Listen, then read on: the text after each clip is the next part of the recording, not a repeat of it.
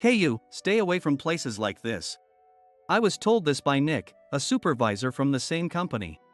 Just the other day, I had taken a paid leave for today, and he had already made a snide remark about it, yet here we were, running into each other unexpectedly. The man standing next to him looked like he couldn't possibly lead a decent life. I wanted to run away. In desperation, I maintained minimal defense, but this only ended up infuriating the man even more. Behind me was my wife, looking anxious. We found ourselves in a dire predicament, but the situation took a drastic turn with the appearance of a certain woman. Later on, this incident would profoundly change the lives of Nick and the mafia man. My name is Kevin. I am 38 years old, a regular office worker in a small to medium-sized company, and I hold the position of section head. I have a wife who is 3 years younger than me, but we don't have children. Right after we got married, my wife was diagnosed with a disease that led to the complete removal of her uterus. This meant that it was no longer possible for us to have children. I thought living just the two of us wasn't too bad, but after the surgery, my wife was quite distressed and often threatened to divorce, blaming herself for ruining my life. Honestly, those days were like living through hell. But by facing my wife head-on and having numerous discussions, we managed to find peace. Even without children, going on trips together or enjoying slightly expensive dinners made me feel completely happy. Gradually, my wife started to recover, and around the time I was promoted to section head, an incident occurred. Just before this incident, the previous department head had retired. Sitting in that empty department head's seat was Nick. In his mid-40s, he was selected to be the department head, but Nick was the nephew of the CEO, Mr. Yale, who had joined the company through connections. Nick, who believed strongly in educational elitism, refused to entrust important tasks to employees with only high school diplomas, delegating only basic tasks to those with college degrees. Naturally, the less educated employees were angry at this unfair assignment of work, while the college graduates complained about the abnormal increase in their workload. Yet all Nick did was shout, "If you have a problem with my methods, leave right now. Remember, I am the nephew of Mr. Yale." And he showed no signs of listening. Since then, Nick began to decide everything based on educational attainment.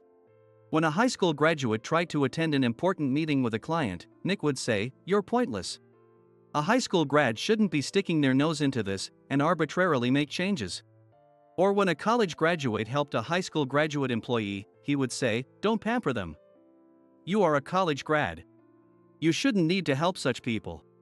Thanks to Nick's arrival, our department became chaotic, and now someone quits almost every month, leading to an abnormal situation. The reason Nick can continue to be arrogant is that our office is a branch, not the main headquarters. Mr. Yale, his uncle, is based at the headquarters and seems to be abroad often, focusing on globalization efforts. Furthermore, our branch manager, Mr. Harvey, is conservative. At first, everyone complained to Mr. Harvey, but now no one does anymore. Mr. Harvey would say, "Endure it, he's the nephew of Mr. Yale," and wouldn't deal with our complaints at all. That's why, unwillingly, we had to accept Nick's tyranny, and our workplace became a place where hard-working people suffer. Thus, those who work earnestly are the quickest to leave. While we do recruit new employees, the people who could train them have left, so no one can teach them. Even if someone could teach, Nick would say, "Don't learn from anyone but a college graduate," and appoint some college-educated employee as the trainer. Consequently, college graduates not only have a heavier workload but now also have to train new hires, leading some to mistreat the newcomers. This means that the new hires don't develop well, and within 2 or 3 months, they leave, worsening the atmosphere further. Employees who can't leave are mostly those with families. They need money for their children's education, their wives are expecting, or they are paying for their parents' care in nursing homes. Everyone has such circumstances, and quitting at such a time would put their families in trouble. Nick knows this and seems to exploit it. If something happens, he would tell the male employees, "If you run away, your wife and kids will suffer, won't they?" And to the female employees, "In this day and age, no one would hire a woman with kids like you if you leave such a good company." Everyone is looking for a job change, but it's hard to find a good place. And knowing that others will suffer if they leave makes it difficult for them to actually quit. I am one of those people. Recently, my wife and I have been planning something, so I cannot afford to be unemployed. Additionally, our income greatly affects our plans. Therefore, I absolutely have to find a company that offers better conditions and is okay in terms of salary. It's hard to find such a company, and my job hunting efforts aren't going well. This method of Nick's, taking employees' families hostage, puts everyone under immense stress. Gradually, the branch's performance started to decline. Annoyed Mr. Harvey forced us into unreasonable overtime and mandated work on holidays, creating a chaotic situation. I was living amidst this uncertainty. Perhaps due to such a lifestyle, my spirit was considerably drained. But then, unexpectedly, I received a call from someone.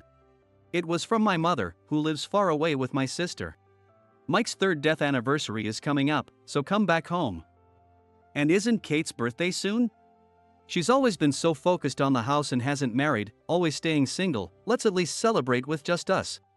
Though I had planned to return for my father's third death anniversary, it was surprising that my mother wanted to celebrate Kate's birthday. In our family, the women are quite strong, and usually, my sister and my mother have been at the forefront of everything. I remember my father saying with a laugh that I couldn't hold a candle to the way my mother and my sister efficiently managed the house. Of course, my wife was invited too, and when I checked with her, she was happy about it. So, I replied okay to my mother and had already submitted a leave application at work. As expected, Nick sneered, taking leave at such a busy time, huh? Well, there's limited stuff a high school grad like you can do anyway. Do as you like. At least, we had planned to take leave on Friday, fly back with my wife, and meet my mother at a restaurant she had chosen on Saturday night. Then, the day arrived. The traffic's bad, and the taxi isn't moving much. Sorry, but could you start without me? Having just received this message from my mother, my wife and I decided to go ahead into the restaurant. We had reserved a private room in the back, but had to pass the counter seats to get there. As we were being led by the staff, a voice called out from the side. Hey, isn't that you, Kevin? Wondered what you'd do taking leave. A date with your wife in the distant suburbs? I don't mind. But it's a shame the burden falls on other employees. Actually, what's a guy like you doing in a nice place like this? Turning around, there was Nick, with his usual irritating smirk. I had heard from a colleague that Nick was also going back home or something, and he had dumped his work on others before leaving on Friday. Beside him sat a burly man who clearly didn't seem like a decent person. He scrutinized me from head to toe as if sizing me up. Feeling uncomfortable, I tried to pass by with a brief greeting, but Nick grabbed my arm to stop me. Wait a minute. Since we're here, let me introduce you to this guy. This is my friend, Tucker, and this is one of my subordinates, Kevin. Not much to show for himself, and just a bottom feeder with only a high school diploma. Before I could say anything, Nick condescendingly introduced me. As Nick spoke, the mafia-looking man named Tucker said, "Oh really? But you dress pretty nice. Looks like you have money, huh? Hey, since it's such a rare occasion, why don't you join us for a drink today? Of course, you're treating, even though you look younger. Well, age aside, you're paying anyway." Feeling a bad premonition, I instinctively protected my wife by standing in front of her. I cannot do that. I have plans to dine with my family today. As I refused, Tucker's face stiffened instantly. His irritation became apparent as he started fidgeting restlessly. Tanner had a look of exasperation, as if saying just go along with it. I had no time to deal with these guys, so I turned on my heel to head to the private room. But an irritated Tucker said, "Wait," and continued. "Don't you see? I'm a mafia, collecting protection money around here. Do you understand what happens if you defy me? Is it okay if something happens to your wife behind you, huh?" Tucker's gaze alone was intimidating enough to make one tremble, and for a moment, my legs froze. My wife looked at me with concern and anxiety. I could simply give Tucker and Nick some money to resolve this, for the safety of my wife. But it didn't feel right to yield to such tactics. I struggled to control a strong impulse and responded firmly, "No matter what, I will not comply with your demands." Just as I spoke, Tucker, seemingly reaching his limit, abruptly stood up from his chair. "What are you doing?" A commanding voice echoed through the small restaurant. Everyone's gaze shifted to the entrance, where a petite woman was standing. Startled, I checked the time. About 5 minutes had passed since we entered. Wearing large sunglasses and sporting nearly blonde long hair, she exuded an impressive aura. For a moment, I thought I saw Tucker's eyes waver. Meanwhile, Nick, unaware of who the woman was, shouted at her, "Who are you, lady? Outsiders should keep their mouths shut." Ignoring his words, the woman approached us with the click of her high heels. Then, to me she said, "You, if you're even the son of Mike, you need to pull yourself together. I feel embarrassed as your sister." Surprisingly, I was the one being scolded. Scratching my head, I apologized, "Sorry, Kate." At that, Tucker let out an almost scream-like shout, "His sister?" To Nick, it must have seemed irrelevant that the sister I was going to have dinner with had appeared. But to Tucker, my sister, Kate, seemed to be someone special. He started trembling as he looked at her. Nick was taken aback and asked him, "What's wrong?" Ignoring Nick, Tucker greeted her energetically, "Kate, it's been a while." Kate slightly shifted her pitch-black sunglasses to look at Tucker and burst out laughing, "Oh, it's you, Tucker. I was wondering who dared mess with my brother and sister, huh?" By the end of her sentence, her expression had turned serious. And Tucker seemed only capable of trembling. Nick, still not understanding the situation, looked back and forth between us, but as Tucker desperately told him, "Nick, you better apologize. It's for your own good." Nick seemed to grasp what was happening. Nick slowly apologized to her. She, sighing, turned to Tucker and asked, "Who taught you to be a nuisance to others? Me? Or Mom? Surely not, Dad, right?" Tucker shook his head as if it might fall off, vigorously denying her words. Nick whispered to Tucker, "Who is this woman?" Eyes wide, Tucker corrected him, "How dare you say this woman? She's the underboss of our mafia family." Realizing everything, Nick trembled as he uttered, "Even a woman, and the underboss of a mafia family." This was a sensitive point for her. At Nick's words, her eyebrows twitched, and her face contorted with displeasure. Though Tucker had been pale with fear before, now his face turned completely white. Indeed, as Tucker said, she is the underboss set to take over the top spot of a mafia family. She is actually feared by the members. Typically, men dominate the top ranks of the mafia, and many might have heard of the term gangster's wife. When our father was the head, our mother was that gangster's wife, but after his sudden death, she temporarily became the acting head. Of course, there were calls for me, the eldest son, to be the next head, but I stepped down. Marrying a civilian wife and not wanting to involve her were my main reasons, but I also believed I lacked the ability to lead a mafia family. Despite some insistence on having a male head, it was Kate who silenced them with her capability. She has always been tough, with a strong sense of justice and a deep love for family. She might have been looked down upon for being a woman, as Nick said. Despite being a woman, but she brushed off those words and secured her position. She had faced many challenges, but they only made her mentally stronger, and she is now eager to relieve our mother of her burdens. Now, no one dares to belittle her as just a woman. Everyone knows she dislikes that term, and all members of our mafia family agree that she is the rightful next boss. Tucker repeatedly begged for forgiveness from her, and Nick, having heard the conversation, realized she was no ordinary woman. For once, Nick's arrogance faded, and he trembled noticeably. Then, in contrast to my formidable sister, a carefree voice sounded. "Sorry I'm late. Oh, what's this?" Needless to say, it was our mother. Tucker, regretting messing with me, looked at me with teary eyes.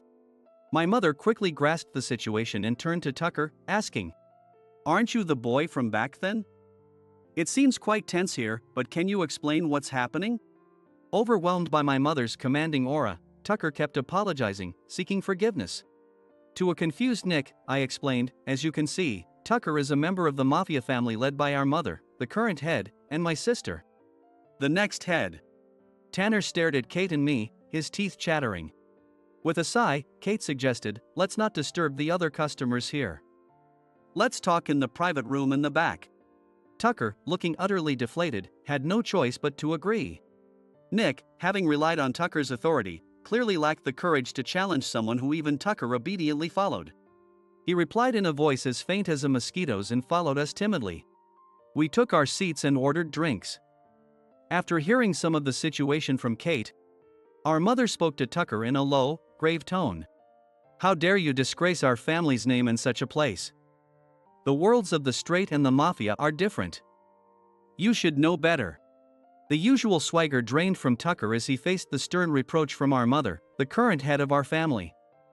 He was profusely apologetic. Next, my mother turned her attention to Nick, who was frozen in place, not moving an inch. Having no courage to fight against them, Nick looked down, sending me a look as if begging for help. I'm sure Nick also believed that I wouldn't come to his rescue. But he knew all too well that it was only now, after he had repeatedly been sarcastic towards me, that he found it convenient. Indeed, the way Nick looked at me seemed less hopeful and more like a faint glimmer of hope. In the worst case, he might be crushed by our family. If Mr. Yale ever found out about this, Nick could be demoted from his managerial position for colluding with the mafia. As the saying goes, the eyes are the windows to the soul. Nick spoke volumes with his eyes alone. I sighed softly and spoke to my mother, who looked like she was about to explode in anger. It's partly my fault. I should have stood up for myself instead of backing down. Both Nick and Tucker looked stunned, as if they had never expected me to defend them, their faces showing a glimmer of hope. Kate then said to me, "Are you showing them mercy?" From what I just heard, that person looked down on you just because you only finished high school and practically humiliated you in public. You're still going to forgive him? Nick, at a loss for words, tightly closed his eyes. Tucker started to look visibly nervous. My mother remained silent, observing the situation. I slowly began to speak, sharing my thoughts. I don't like conflicts. You two should know this best. Don't resolve matters by force but by dialogue, wasn't that Dad's favorite saying? I may not be as strong as you and the others, but I can engage in dialogue. With that, I straightened my posture and looked Nick in the eye. Nick seemed momentarily confused but then returned my gaze seriously. You were anxious, weren't you? Being the nephew of Mr. Yale, you feared not being taken seriously. And your focus on academic credentials stems from your own struggles to pass entrance exams for a prestigious university. While that's an achievement to be proud of, it doesn't mean that all employees who didn't go to college have given up or dropped out. Isn't society about understanding and respecting each other, helping one another? Nick had nothing to say in response. Instead, Tucker spoke up. I'm sorry. I was just bluffing like Nick. I have a sister suffering from a chronic illness, and Kate helped with the medical expenses. I wasn't aware of that. As I looked towards Kate, she shrugged and said, Tucker's sister is your age. His brother was originally a part of our family and was a great ally of mine. So for Tucker and his sister, they're like family to me. I helped out with the medical costs, with my own money and some from our mother. It's my way of returning the favor since his brother always stood by me, even when I felt isolated. While I was surprised to hear about this connection between her and Tucker, it seemed just like her to go to such lengths. My mother also silently approved of what Kate was doing as the next head of the family. Tucker apologized again for his misconduct. Even though I was unaware, I ended up repaying your kindness with betrayal. You said you would cover the full amount. But I'll work and pay it all back. Before Kate and my mother could respond, I said, there's no need for that. Tucker looked back at me, surprised. I continued to express my thoughts. Indeed, what you did could have tarnished our family's reputation. I live in the civilian world now, detached from the family business. But such actions could inconvenience Kate, my mother, and the members, especially your brother. Pausing for a moment, Tucker seemed to take my words to heart, giving me a serious look. I added, but you've managed to apologize properly. Normally, one might make excuses to justify their actions. You could easily say that since I'm no longer involved with the family business, it's none of my business. But you didn't resort to such tactics. Instead, you admitted your mistakes openly. I don't think Kate and the others would impose further punishment on someone like that. With that, as if breaking the tension, my mother burst out laughing. I was momentarily flustered, thinking I had said something odd, but then she, no longer as the head of our family but as a mother, said to me, "You're becoming more and more like your father." Normally, I would have to condemn Tucker for tarnishing the family's name. But as you said, he's taken responsibility and apologized. This time, I'll forgive him, for your sake. I was relieved. Honestly, it was almost a gamble whether my mother would let Tucker off the hook. Since my father's death, she has led with unmistakable authority to ensure she wasn't underestimated, resolving conflicts within the family with decisiveness. Kate too had made considerable efforts to demonstrate her capabilities, deeply understanding what it means to be part of the mafia. Whether to forgive Tucker was a delicate matter, but I was relieved that my words had an impact. Tucker, likely never expecting this outcome, teared up and grasped my hand, saying, "Thank you for protecting me, even though I was so rude out of the blue."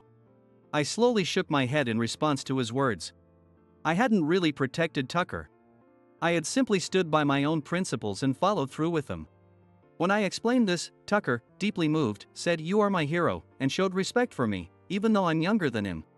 Feeling a bit odd, I asked him to stop saying that. "Please, don't say like that, that's not really my style," I said hesitantly. Perhaps finding it amusing, Kate burst out laughing, dispelling the somber mood. And my mother suggested we toast with some beers that were just brought out. While looking apologetic, Tucker accepted a beer mug. However, Nick, who had been silent until then, politely declined and said, "I need to cool off outside." "Tucker, stay here," before he stood up and left the restaurant. I debated whether to follow Nick, but finding no words to comfort him at the moment, I decided to let him be. Ultimately, with one more person, we went ahead and celebrated Kate's birthday as planned, enjoying a delightful meal together. Nick didn't return to the restaurant after that. Having completed my father's memorial service, I returned to the apartment where I live with my wife. When I went to work as usual the following Monday, something felt off. The office, which had been frantic lately, was unusually calm and settled today. I went to my desk and asked a colleague next to me what happened, and apparently, Nick had been transferred or something. And someone who came in temporarily this morning was now in charge. Thanks to him reverting the work assignments Nick had messed up, the daily chaos had settled down. We, the high school graduate employees, had been idle for a while, so we started to regain our motivation. Meanwhile, the college graduate employees finally had some breathing room, and 6 months after Nick suddenly disappeared, the department had returned to its previous calm state. One day on my way home, I heard children's voices from the park and instinctively looked in that direction. There, in a suit, Nick was sitting on a bench. I hurried over and called out, "Nick!" He turned around in surprise and smiled weakly. It was a surreal scene, two middle-aged men sitting on a park bench, but I didn't mind and listened to Nick. "I've never met someone with a heart as clean as yours, and it made me feel ashamed of myself. Everything you said back then hit the nail on the head." I was panicking, resenting the high school grads for not having it as tough as me, just fueling my own competitiveness. That realization made it impossible for me to go back to the office. He accepted a cup of coffee I bought from a nearby convenience store, and as he thanked me and drank it, Nick's profile looked somewhat lonely. Right after that incident, he confessed everything he had done to his uncle, Mr. Yale, and asked for a disciplinary leave on his own accord. Starting that Monday, Nick had taken voluntary leave and proceeded with his resignation without telling any of us. Apparently, he couldn't face us. He had been job hunting since then, but it wasn't going well, realizing how much he had relied on connections for his job. Before joining our company, he had been living as a part-time worker, having quit a well-known company within a year despite graduating from a prestigious university. Unable to cope with the reality that there were always bigger fish. Worried about such a nephew, Mr. Yale had given him a chance at our company. Lost for words, I hesitated, but then Nick, in contrast to his earlier demeanor, smiled brightly and said, "I've realized just how flawed I am. I can't stay here. I've decided to apprentice under the owner of the restaurant where Tucker works. It's a fresh start, but this time I feel like I can pull it through." Surprised by his story, it turned out that Tucker had stopped his half-hearted involvement with the mafia family and started working as a restaurant chef. That place was a restaurant his sister used to visit when she was healthy. He was determined to make meals for her once she was allowed to leave the hospital or come home temporarily. Of course, Kate hadn't billed him for the medical expenses, but Tucker had decided to save up a significant amount to repay her someday. Inspired by Tucker's actions, Nick decided to join him as an apprentice for his own self-reflection. The restaurant owner was short on hands and grateful for the help, and Nick was set to leave by plane the next day. "This is probably my last time wearing a suit and walking through the city. I sat here because the sunset looks the most beautiful from this spot," he explained. After listening to him, various words came to mind, but what I needed to say to Nick right then weren't words of consolation or encouragement. Slowly, I raised my head and looked towards Nick, saying, "Take care." Surprised by my unexpected farewell, Nick briefly showed a stunned expression, but quickly smiled and replied, "Yeah, I'll be off then. You take care too." 3 years passed. I visited my hometown again and knocked on the family home's gate. Instead of the typical scene of underlings lined up, I leisurely walked down the path leading to the house, taking in the view of the garden. Upon seeing us, my mother immediately brightened up with a big smile and exclaimed, "Welcome back." Then, without paying much attention to me, she immediately turned to my wife and said, "I know it's been tough, but please continue to support him." My wife responded with a smile and handed a precious baby she was carrying to my mother. Carefully cradling her, my mother looked at her peaceful sleeping face and said, "Hello there, Grandma's here." Yes, we had welcomed a new life into our family. Since my wife doesn't have a uterus, this child isn't our biological offspring. Although the child came to us through special adoption, she's already an important part of our family. We had been planning this special adoption for a long time. The screening was rigorous, and there were many couples waiting for a child, so it took over 3 years for our turn to come around. But, having finally been able to welcome a child into our family, we brought them to my mother, who had been looking forward to this moment. In fact, the child's birth mother was from this area, which was one of the reasons we moved here after the adoption. It took a while for us to settle down and for me to feel comfortable showing the child to my mother. But she was visibly overjoyed to meet her grandchild. My wife also gazed lovingly at our child. For me, it wasn't important whether the child was born to my wife or not, what mattered was that this child had come into our lives. And I felt it meaningful to raise her as our own. My mother felt the same, and even Kate, who joined us later and is typically known as a formidable figure in the mafia, wore a gentle smile. Children are remarkable. For the sake of this child's future, I would sever ties completely with my mother and Kate. My wife and I had many doubts about this. After all, it wasn't my idea but one that my mother and others had decided upon. After months of deliberation following the child's arrival, we decided to respect their decision. Thus, today was the first and last day for my mother and others to meet this child. Given the circumstances, we left the child with my mother for a while, and my wife and I went to a restaurant. It was just past the busy lunch hour, so the restaurant was quiet with few other customers.